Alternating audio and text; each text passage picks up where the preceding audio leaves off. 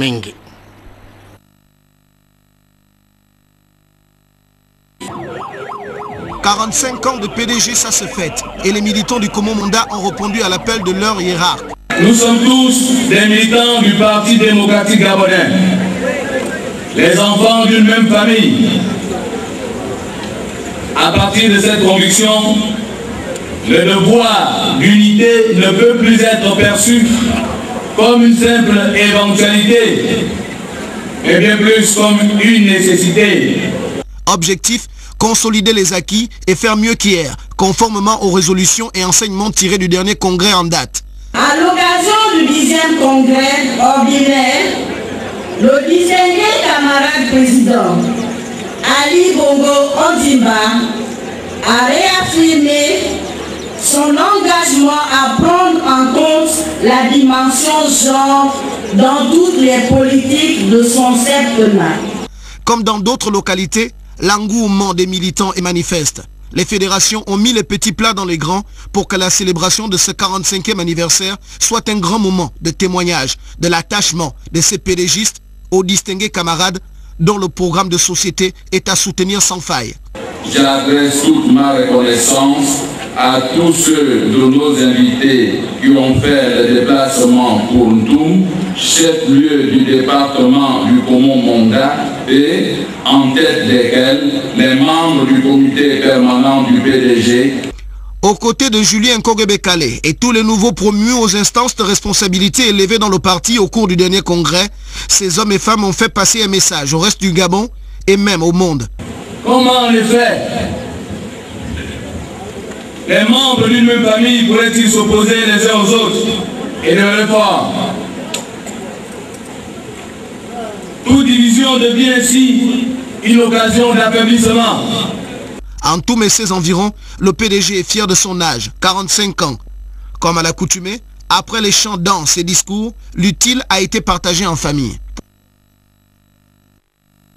Voilà. Le président de l'Assemblée nationale porte à la connaissance des honorables députés que la Commission des lois, des affaires administratives et des droits de l'homme procédera mardi 14 mai 2013, c'est-à-dire demain à 9h30, à l'adoption du rapport de la commission ad hoc chargée d'examiner au fond le projet de loi fixant le cadre d'exercice de la profession d'avocat en République gabonaise. La présence de tous les députés membres de la dite commission est vivement souhaité. Puis le président du Sénat porte à la connaissance de mesdames et messieurs les sénateurs que le programme des travaux législatifs est fixé comme suit. Mardi 14 mai 2013, commission des lois et des affaires administratives, 10h, réunion de la commission ad hoc chargée d'examiner les observations du gouvernement sur la loi organique numéro 15/96 sur la décentralisation. Et puis, il y aura également à cette heure-là audition des experts de la Direction générale des impôts. Mercredi 15 mai 2013, commission des lois et des affaires administratives, 9h30, réunion de la commission ad hoc chargée d'examiner les observations du gouvernement sur les amendements du Parlement relatifs donc au projet de loi organique numéro 19/2011 portant modification de la loi organique numéro 15/96 sur la décentralisation. On reste toujours sur la rubrique politique. Nous étions en Ntoum. On continue donc la randonnée jusqu'à Tchibanga, c'est dans la province de la Nyanga, dans un village que l'on appelle Tono. On va découvrir tout ce village avec cette commémoration en différé du 45e anniversaire du Parti démocratique gabonais. L'acteur principal, il s'appelle donc le député Alexis Boutamba Mbina. Voici le récit de Cabrel et Guilain Lemami.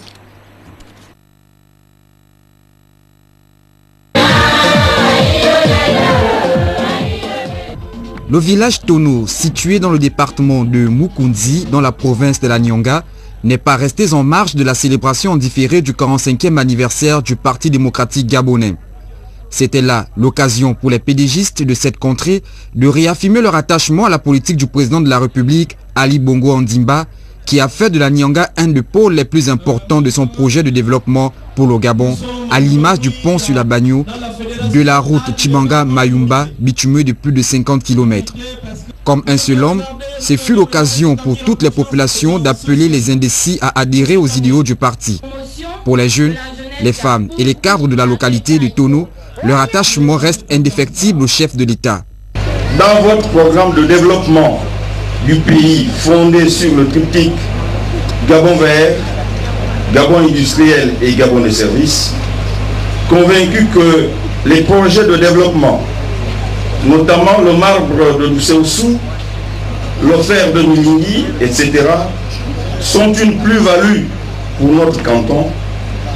Nous, cadres et populations du canton Doucéoussou, exprimons notre soutien indéfectible et notre attachement sans réserve au distingué camarade président de la République, Ali Bongo Ondimba. Le député Alexis Boutamba Bila a rappelé aux populations que le gouvernement tient à cœur les préoccupations des populations et a appelé les uns les autres à cultiver davantage les idéaux du parti. Quand on parle de la politique de l'émergence, d'autres peuvent passer la nuit pour dire le contraire. Monsieur le ministre, aujourd'hui, nous sommes à Tono. Il y a 2 mois, pour arriver à Tono, c'était des trous. On pouvait faire 2 heures. Aujourd'hui, vous faites 15. 10 minutes pour ceux qui veulent aller très vite. Alors qu'il y a 30 km. Je crois que c'est une fierté pour nous de venir démontrer pour ceux qui passent la nuit pour vouloir nous fermer les yeux. Mais je crois que c'est dur de fermer l'œil de l'autre. C'est sur cette route Tchibanga-Mayumba, bitumée de plus de 50 km, projet du chef de l'État, que les pédégistes ont réaffirmé leur soutien à travers cette grande marche où hommes, femmes et vieillards étaient tous de la partie. Hier, c'était dimanche et on va se rendre donc à la paroisse Sainte-Monique pour la célébration donc de la première communion. Il y avait plus d'une quarantaine de fidèles catholiques dans cette paroisse Sainte-Monique de Sotega qui venaient donc de recevoir leur première communion. C'était au cours d'une importante cérémonie religieuse présidée par le curé de la paroisse. Il s'appelle donc le Père Festus. Allons-y voir tout cela avec Ludwig Cavou sur des images de Victor Mundunga. Ils ont été jugés dignes parmi tant d'autres devant Dieu le Père par ceux qui ont reçu le mandat de Dieu sur terre de recevoir leur première communion. Un moment unique et spécial pour ces nouveaux élus, enfants et adultes confondus, qui vient là couronner les 3 ans d'apprentissage biblique, mais surtout du respect des recommandations de la parole de Dieu. Je suis le pain vivant qui s'en est au ciel. Celui qui mange de ce pain a la vie éternelle. Celui qui mange de ce pain demeure en moi, moi je demeure en lui. Celui qui mange de ce pain et boit de son sang, je le ressusciterai au dimanche. Demeurons en Christ, nous sommes capables de mener la vie à laquelle nous exhorte l'apôtre Paul dans la 2e lecture.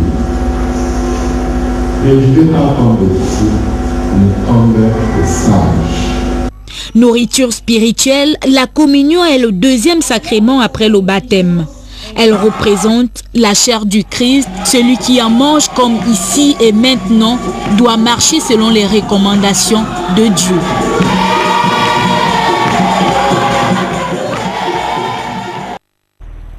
Béni également des cieux, ce jeune homme, cet enfant du Gabon, ce sportif, et voir ce footballeur gabonais qui fait partie justement de la grande équipe des Panthères du Gabon, qui vient d'avoir donc sa première grande distinction internationale, notamment celle qu'il a consacrée comme meilleur joueur de la Ligue 1 en France. Il s'agit de Pierre-Emerick Aubameyang qui a été élu meilleur joueur africain par RFI et France 24. Alors il faut vous dire simplement que Pierre-Emerick Aubameyang a visiblement marqué les esprits cette saison.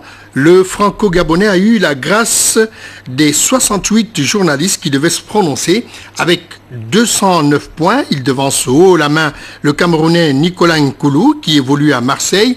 Il a eu 81 points. Et le Burkinabé Jonathan Pitroipa qui a fait les beaux jours de Rennes en début de saison. Celui-ci a récolté 35 points. Il faut vous dire également que les votants devaient choisir 3 noms et leur attribuer successivement 5, 3 et 1 point.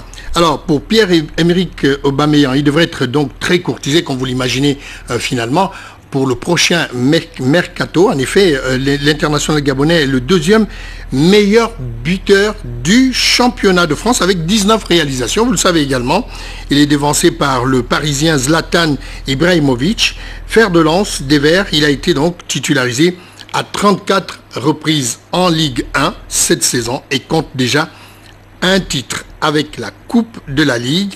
À 2 journées de la fin de la Ligue 1, Saint-Étienne est classé 6e du championnat.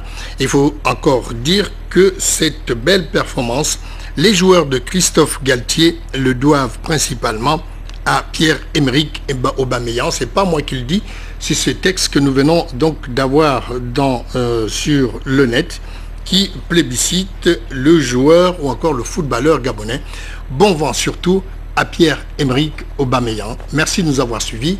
On se retrouve demain pour d'autres informations à la même heure.